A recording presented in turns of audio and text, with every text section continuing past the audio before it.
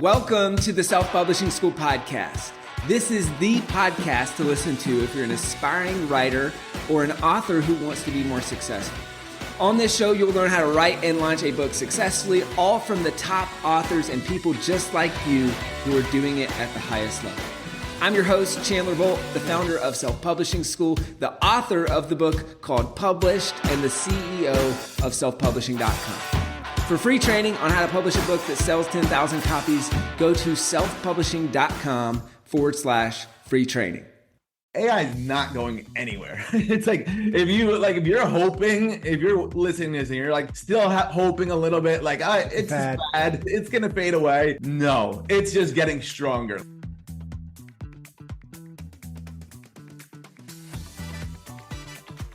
There's so much opportunity in terms of anywhere you look, you can find something that you like and figure out how to use AI to help you make money on that.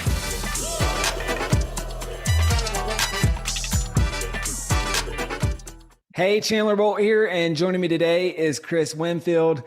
Chris is known as the SuperConnector.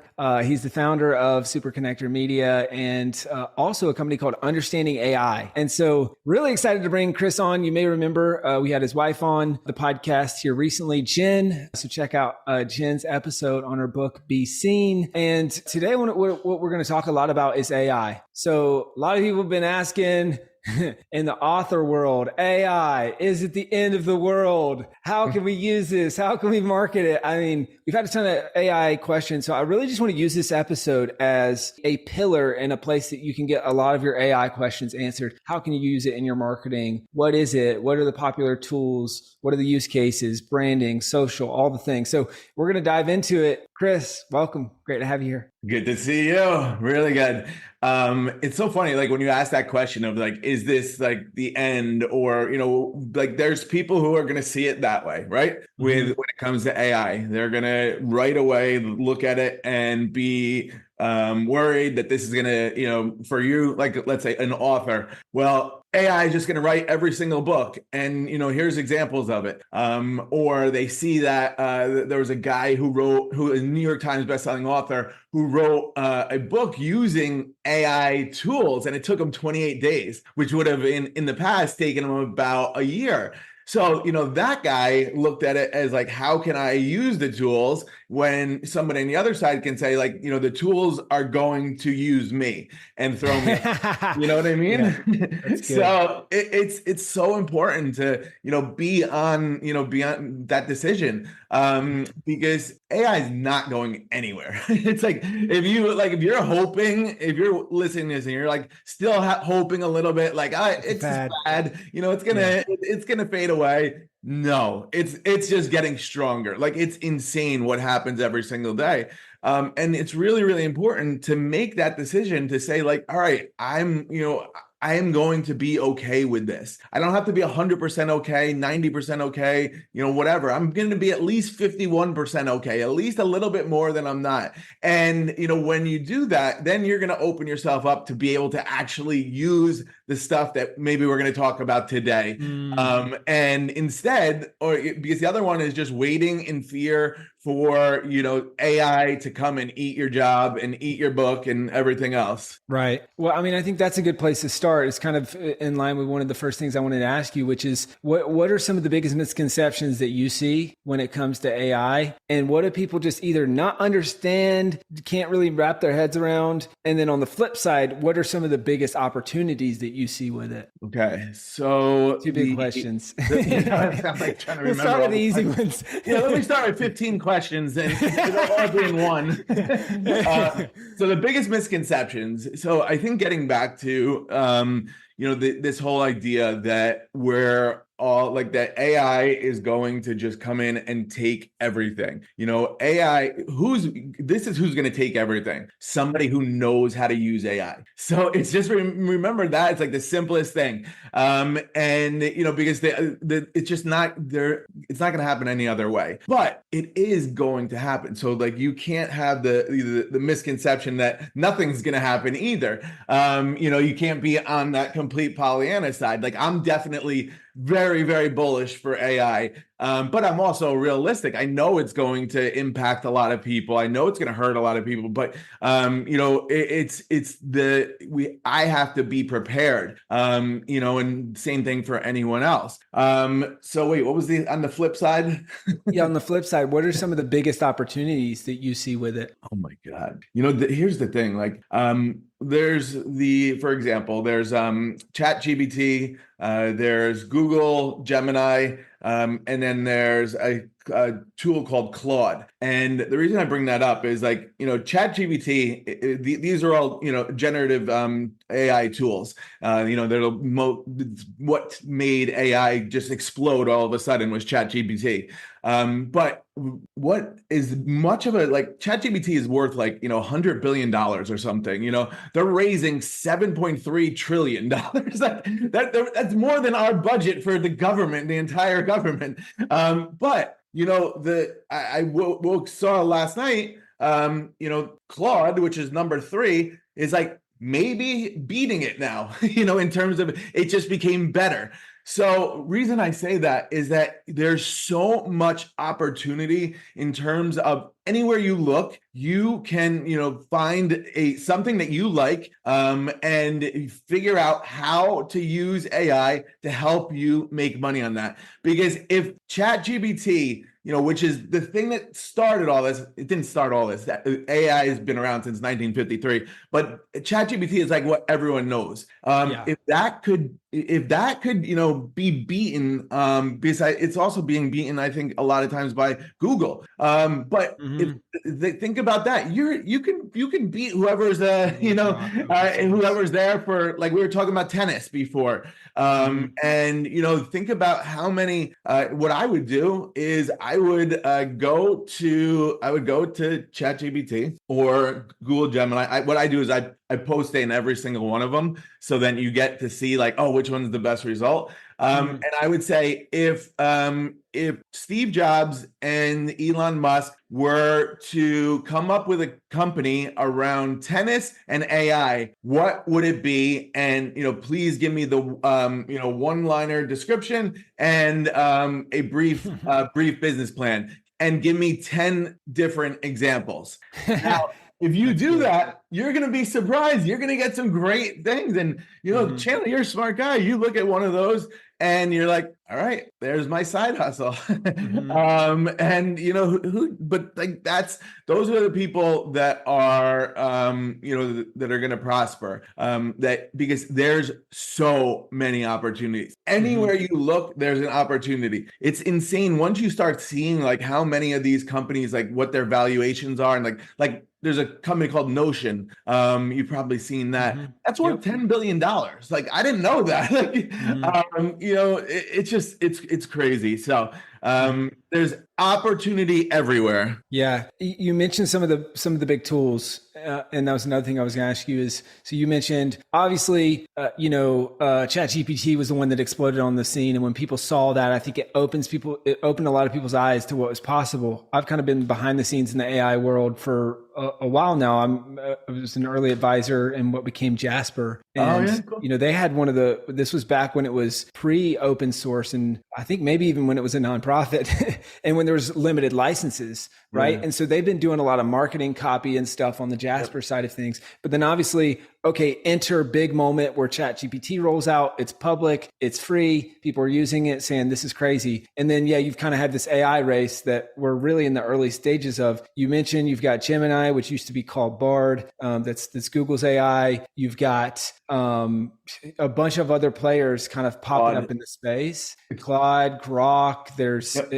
And then there's AI companies that are built on top of those models. Now there's open source AI models that are being built. I guess if we were to just go 10,000 foot view as a business owner, outside of those ones that everyone knows, what are the AI tools that you use currently? Like the top 3 to 5 that you're like, hey, these are really good ones, and these are maybe some of the use cases for that. Yeah, I'm gonna actually look at my bookmarks because that would tell me.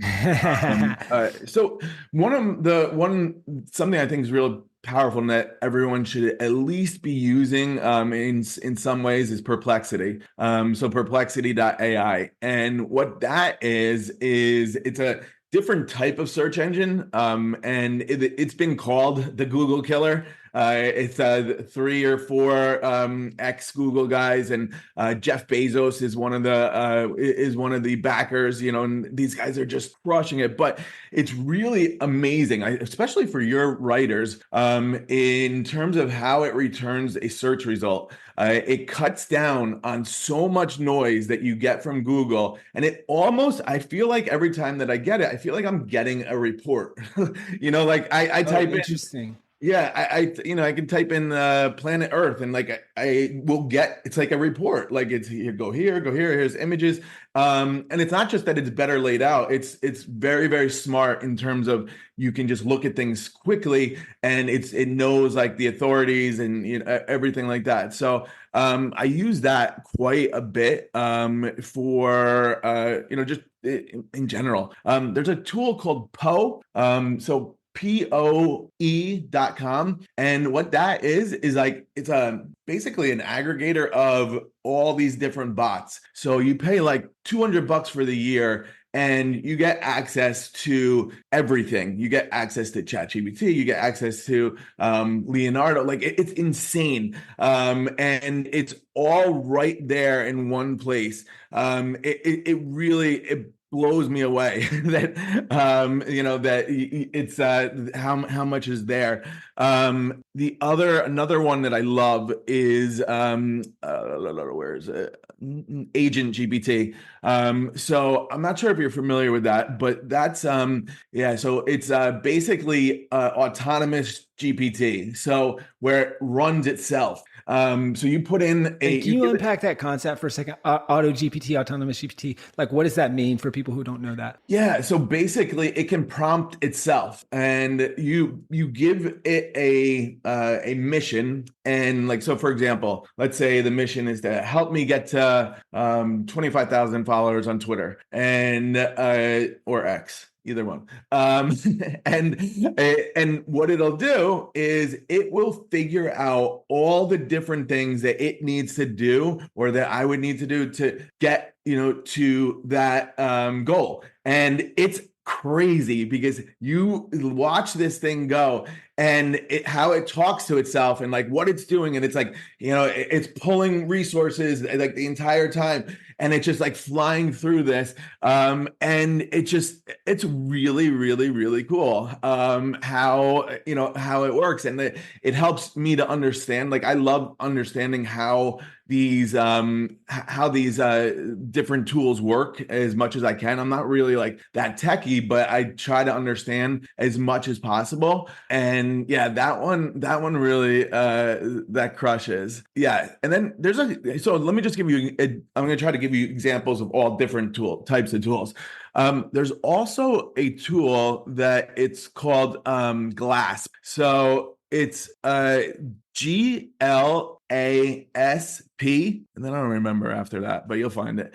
So what that does is let's say you're watching a YouTube video, and it's a resource video, and you're like, oh, I want to see this, but I don't have enough time. So what you do is, this is a little extension, a Chrome extension. So you just hit the glass icon, and what it'll do is it transcribes the entire video immediately, and then goes to ChatGPT. And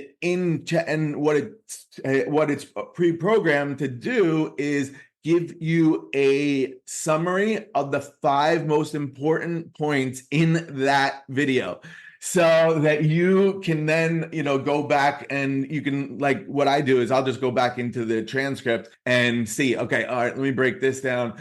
So it just like saves so much time. And it's like I said, it's like it's a little extension, but these are the things that to me make such a big deal. So that's great. Those are some great tools. So we got Perplexity, we got Poe, which I was laughing over here because that's what my parents called our family growing up, is we Poe. We are poor.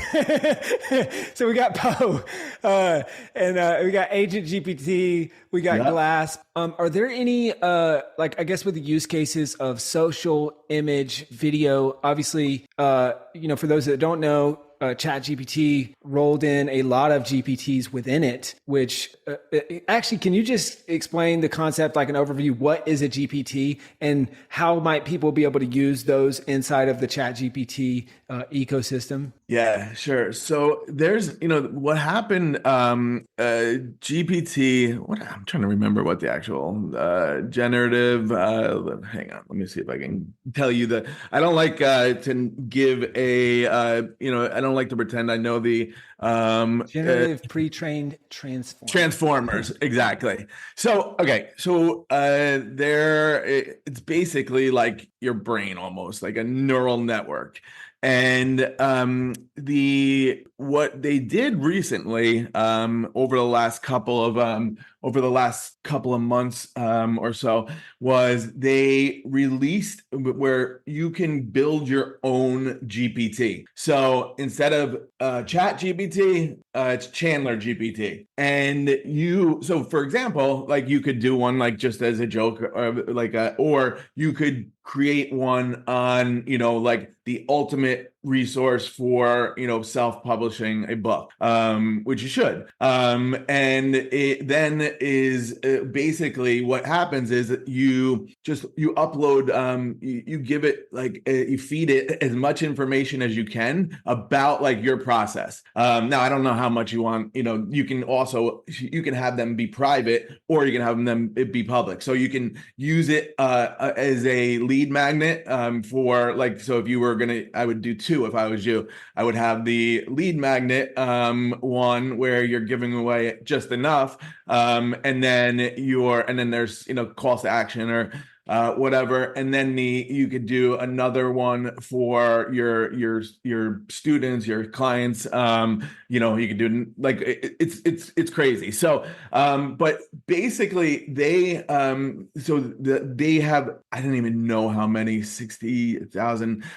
There are so many of these that have been created, and they're created on so many different things. Let me read a couple to you. Here, I'm going to explore GPTs. Also, like right up at the top is a book creator guide, a writer assistant specializing in book creation, web research, and format recommendations. Gauntlet, movies. Enjoy this 5-strike movie trivia game. So, for me, I'm always like, when I see one that I think is like somebody just, not, I'm like, why are you doing one that's not going to make you money?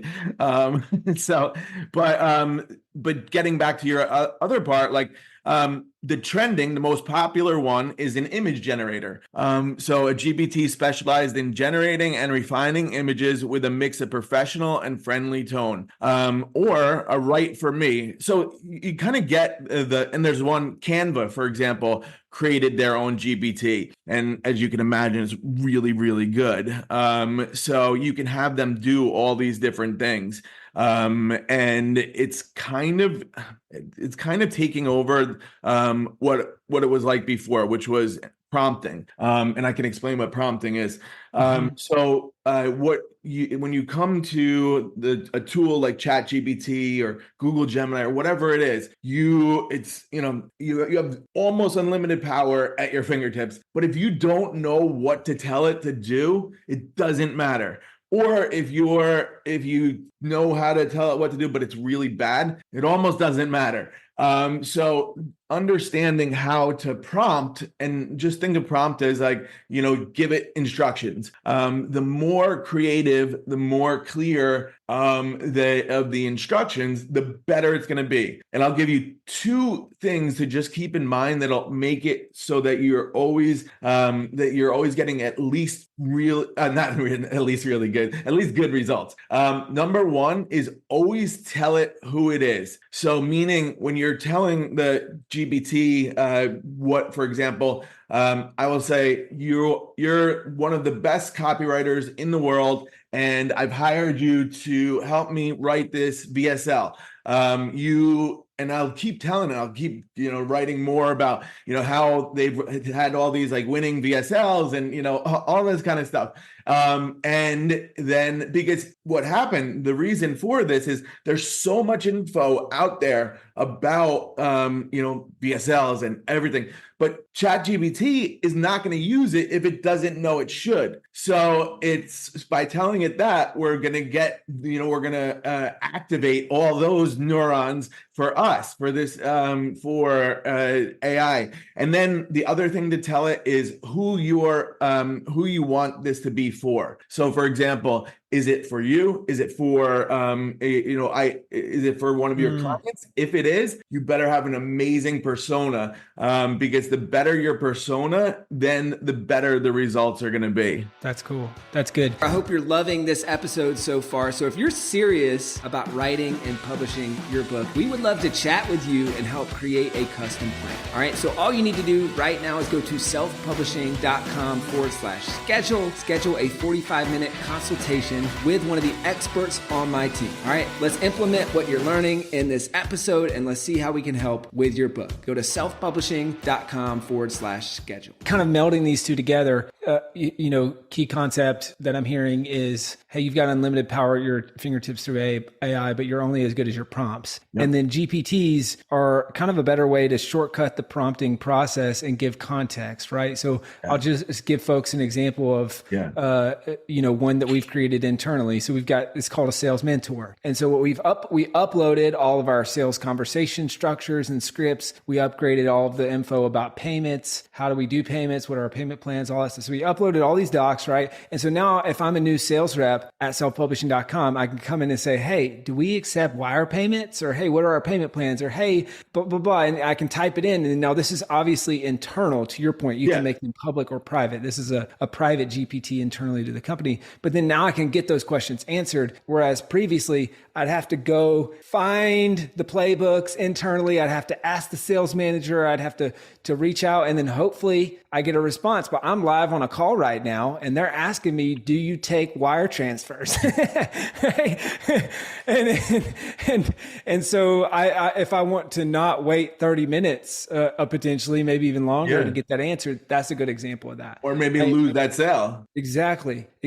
So let me ask you this. What do you see as the biggest opportunities for AI? Let's go for business owners, and I want to go sub 1 million. So I'm a business owner. I haven't even hit 1 million in yearly revenue yet. Like, what are maybe some of the best use cases for those folks? And then what are the, like in our world, like 8-figure, 10 million a year plus, like what are the use cases in that type of business and how are those different? Okay, great questions. Now, there's so many variables to that. So, for example, with the sub 1 million, what are they somebody that is going to, build a product or, whatever? Or are they more likely like a coach, and they want to have, they want it to help in their business, bring in more revenue, that type of thing. Which one would it be? Let's say revenue growth. Yeah. And if it's helpful, we could use selfpublishing.com as an example. Say we were just a coach helping people with books, sub million. How would you use it? And if we were, big business, 10 million plus, how would you use it? Yep. Okay, cool. So for the beginning, and because I work with a lot of people, a lot of coaches, consultants, authors, that type of thing. One of the like simplest things, I always look for like, where's the simple, like easy Love money. That. So is in terms of like actually branding what they do. It sounds like silly, but like it's so like there's most not I would say most, like they're walking around and like they know what they're doing, but nobody else does, and nothing is the same from this client to this client to this client. So when you're talking about like you building that that GBT internally, you're doing that to save money. Like you can look and say how much that has saved based on time saved, and then like I had said about money saved, because you guys wait all right, I don't want to wait anymore for, this wire info. You guys don't even know that. Bye. You know what I mean? Like that's, so then you lost money that way. So one of the things that, like, for example, using let's use Claude instead of ChatGPT.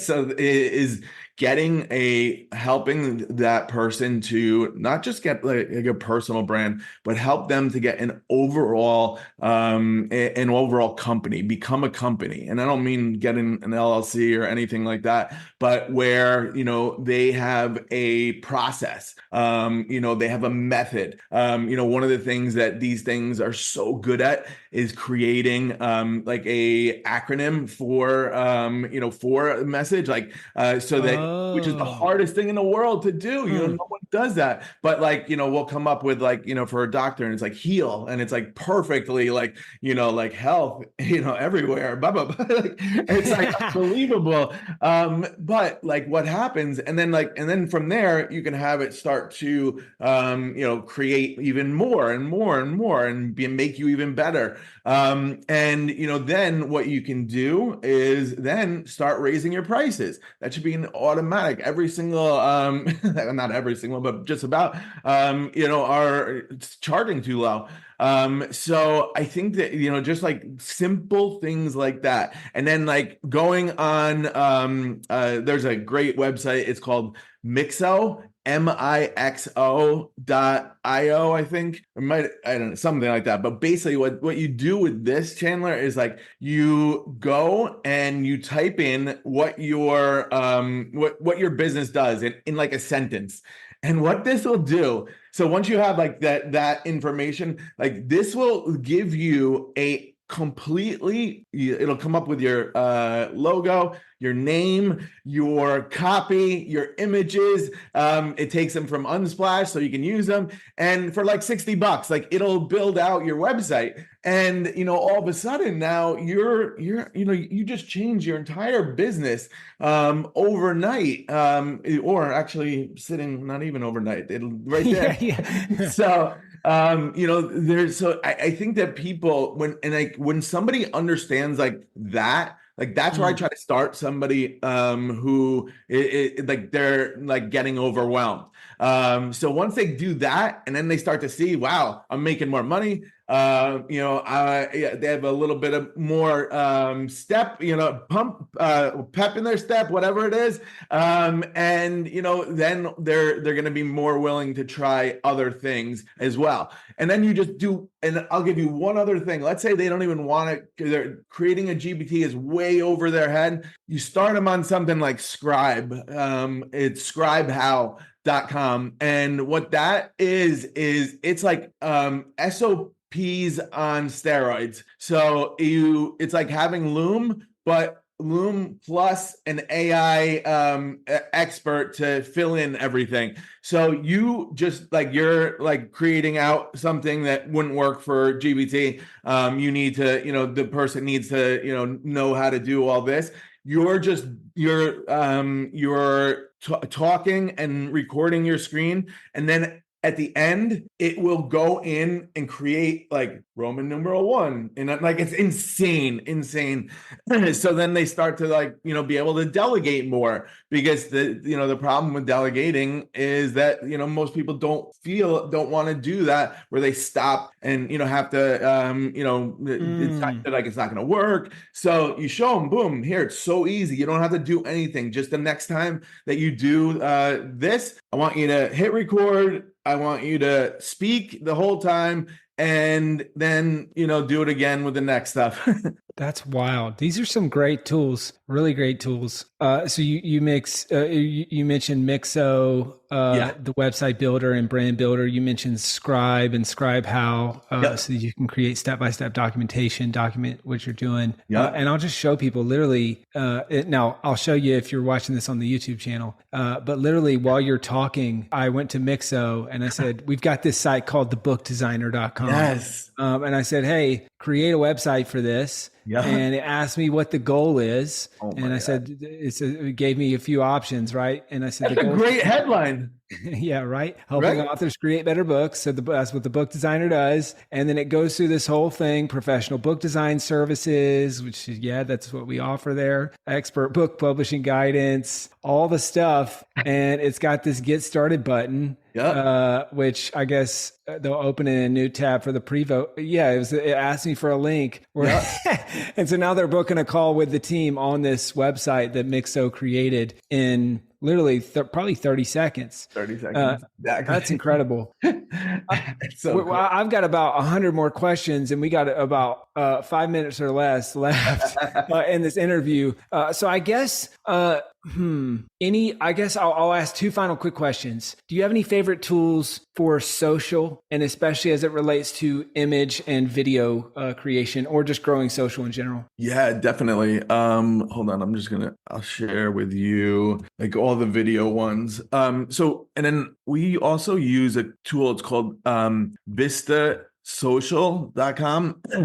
And that is really good at like scheduling, managing it's the best I've ever seen for that, because it also has AI built right into it, which is really, really cool. So that's vistasocial.com. I want to give you a bunch of good ones. Hold on one second.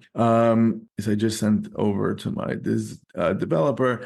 Oh my God. Here's a tool you got to know. It's not, I'll come back and give you to that, but all right, this is wild. So since you do, sales, there's a tool, it's called Crystal Knows. So Crystal, just like it sounds, and then Knows, KNOWS, .com. And what this does, you go to LinkedIn and you add this little, you sign up for an account, and then you create you add the extension to Chrome or whatever. And then you go to LinkedIn, and what it'll do is like you click on somebody, it will show you what their DISC score is. So I don't know, it's like, are you familiar with the DISC score? It's Oh yeah, the DISC assessment. Cool. Yeah, exactly. So it will, based on their LinkedIn, it will show you, and like then also it'll show you everything, how they match up to you. So like, and then it'll tell you how you should handle every single part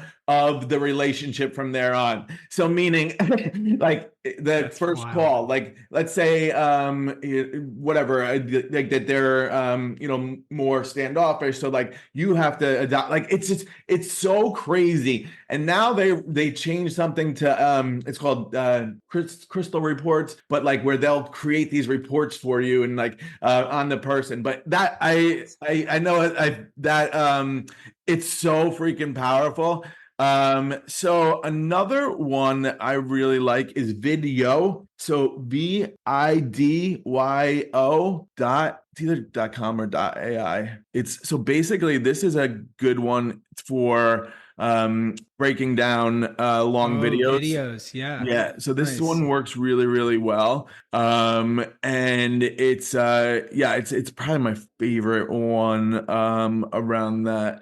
When you say about the graphics and design, what are you looking for specifically? So let's say I have a really helpful blog post and I want to create images based on that I can use to promote it in social or book, either one. Okay, cool. So do you use Canva? Like Canva AI is like literally the best.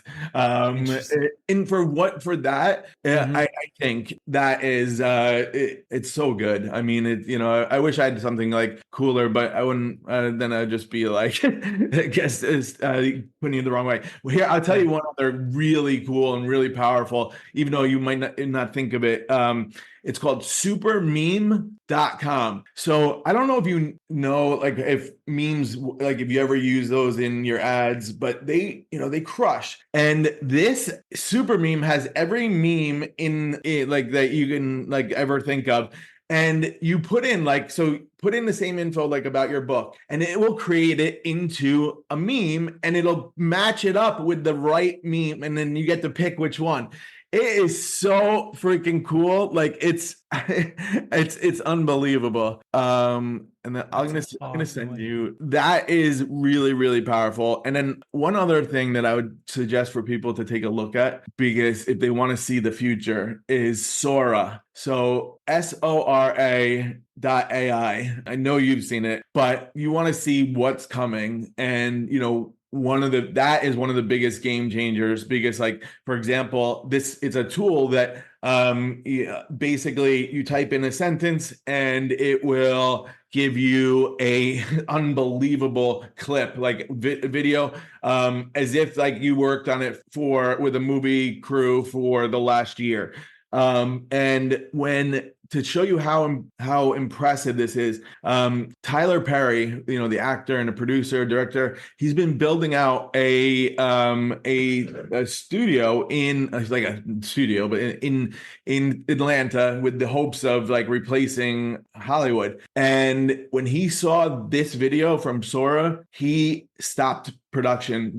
He said it's in 2 years or something like that, we're going to lose 25% of the industry. So that is it's worth looking at. And there's some other ones. I'll send you a link, Chandler, to like some of the lip sync ones. Like Alibaba has. It'll blow your mind. That's cool. Blow your mind. Well, guys, obviously there's a ton more that we could talk about and ask about. If you've got questions about AI, drop them in the comments on this video, or if you're listening to the podcast, feel free to put those in a review and questions that you have for future episodes. Might bring Chris back in the future, or bring someone on in the future to just talk more about this, because I'm realizing in 40 minutes, we have scratched the surface of what's possible here. And I got about a half a page of questions that we didn't even get to ask because we're just so deep in this stuff. So I hope that you enjoyed this episode. Chris, where can people go to find out more about you? I know that you have the company Understanding AI. Where can they go to find out more about the company, about you, whatever? Come to me. Come to Instagram, at Chris Winfield, ChrisWinfield, and say hello and tell me that you came from Chandler. And let's do it. Cool. Chris, you're the man. Thank you so much. Thank you. This was great. I really enjoyed it.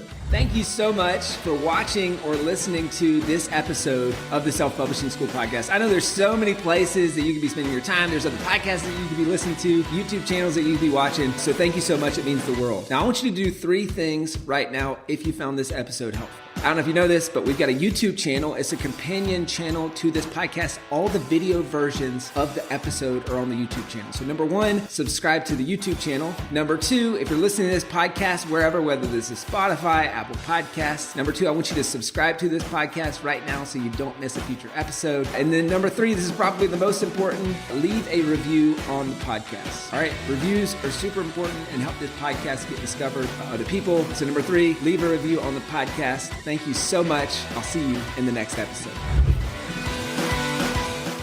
Thank you so much for watching or listening to this episode of the Self-Publishing School podcast. I know there's so many places that you can be spending your time. There's other podcasts that you could be listening to, YouTube channels that you could be watching.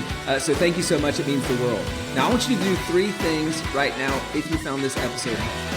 All right, number 1, I don't know if you know this, but we've got a YouTube channel. It's a companion channel to this podcast. All the video versions of the episode are on the YouTube channel. So number 1, subscribe to the YouTube channel. Number 2, if you're listening to this podcast wherever, whether this is Spotify, Apple Podcasts. Number 2, I want you to subscribe to this podcast right now so you don't miss a future episode. And then number 3, this is probably the most important, leave a review on the podcast. All right, reviews are super important and help this podcast get discovered by other people. So number 3, leave a review on the podcast. Thank you so much. I'll see you in the next episode. If you're on the fence about scheduling a publishing consultation call with my team, maybe you're not quite ready for that, I've got some free training that I think will be really helpful for you. All right, all you have to do is go to register to sign up. Go to selfpublishing.com/free training. When you do, you're also going to get a free digital copy of my new book, Published. And on that training, you're going to learn the next steps, so how to implement with your book. So how to write, how to publish, how to launch successfully. So go to register right now at selfpublishing.com/free training. I'll see you there.